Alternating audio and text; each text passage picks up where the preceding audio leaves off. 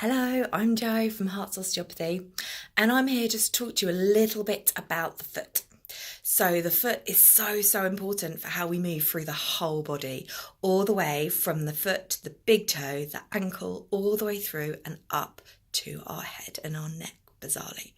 So there's quite a lot of things that can get in the way of the foot behaving perfectly. So a lot of this can be related to our ligaments, how the arch works, how we move through the foot. And this can be affected by pregnancy, by postnatal, by an ankle injury, and actually by any other injury at all. So if we become injured in our knee, for example, we can then start walking differently through the foot. So the foot is quite often a big player in lots of issues further up the chain. So a lot of pelvic dysfunction that I see in pregnancy especially can actually be all put down to how we move through the foot. And obviously we will treat the pelvis, but quite often by getting the foot to load properly and move properly, then we're actually in a really good position. So what happens as we walk is we need to be able to go through a full range of motion through the foot, and our body needs to be able to adapt and do this. We need to be able to supinate, which is when we go onto the outside of the foot, and we also need to be able to pronate, which is when we go on the inside of our foot and into the big toe joint. And a lot of the time we are told we shouldn't be pronating, we need to make sure we don't pronate at all. But in fact, if we don't pronate, which is when we come onto the inside of the foot, we won't get into the big toe joint and off the floor in a perfect, effective way. So actually, we need to be able to do everything through the foot in as easy and an effective way, efficient way as possible to avoid damage to the ligaments and to the rest of the foot, and actually all the way up through the chain. So what I'm going to do is I'm just going to show you a super simple exercise to do just to try and work on gaining a little bit more control through the foot and through the ankle, and I'm going to show you the positions you should be able to get into as well. This will relate all the way up through to the hip and pelvis. So actually, if some of these movements are too hard to do, quite often it's actually to do with the hips and pelvis, but we can look at that at another time. So here's a couple of ways that we can get the foot to work. So what I'm going to do is I'm just going to pop that down there so that you can see my feet a little bit better. Okay, so that's better. There we go. Okay, so how we move through the foot is from the heel, and we have to be able to rotate onto the outside of the foot quite nicely, which is called supination, and we need to actually be able to roll all the way through and into the big toe joint, which is pronation when we move through. These two patterns of movement actually help to build up our foot muscles and help us to load better through the tissues, through the ankle, through the knee, through the hip, through the pelvis, the whole lot.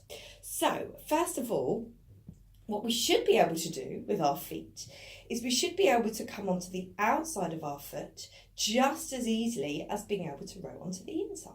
So this is pronation and this is supination. We should actually be able to just rock from one to the other quite nicely, and we should be able to get a little bit of movement from one to the other.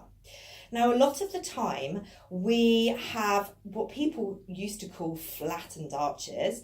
Actually, sometimes this is just related to whether the muscles are actually working to stabilise the middle part of your foot.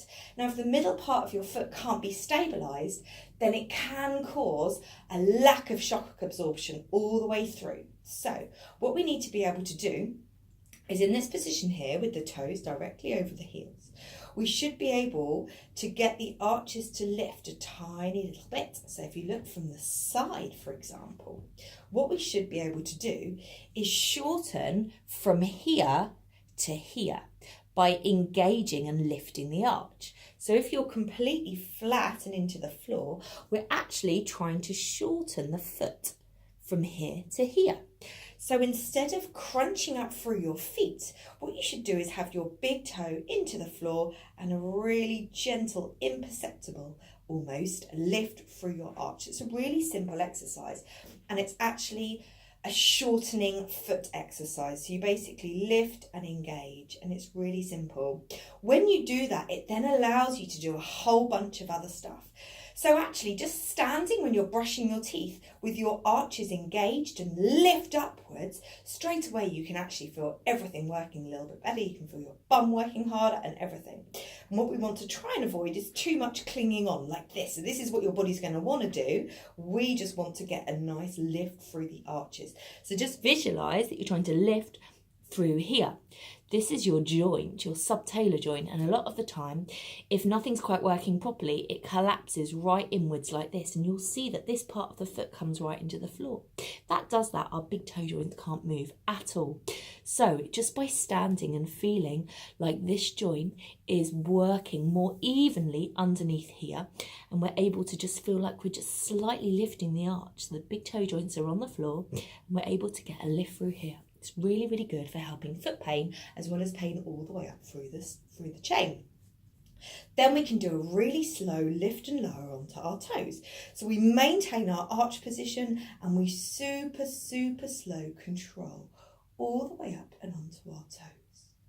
And then we control super slow all the way back down again. Now, a lot of the time when we have problems, it's because we can't decelerate properly and with control, so we can't come back down to the floor.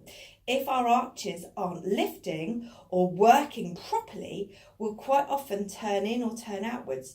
So as we lift, we might find ourselves rocking right onto the outside of our foot, which is quite detrimental to here. You're going to cause lots of overworking.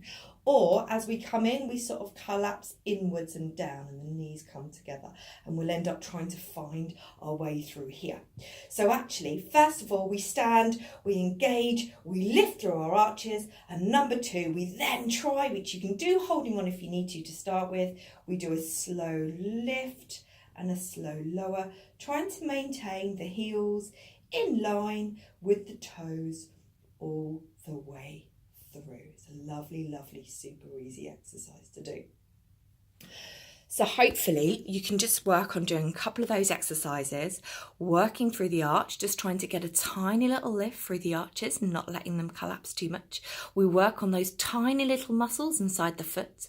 If we're able to do that, we're able to just load a little bit more force, which just helps.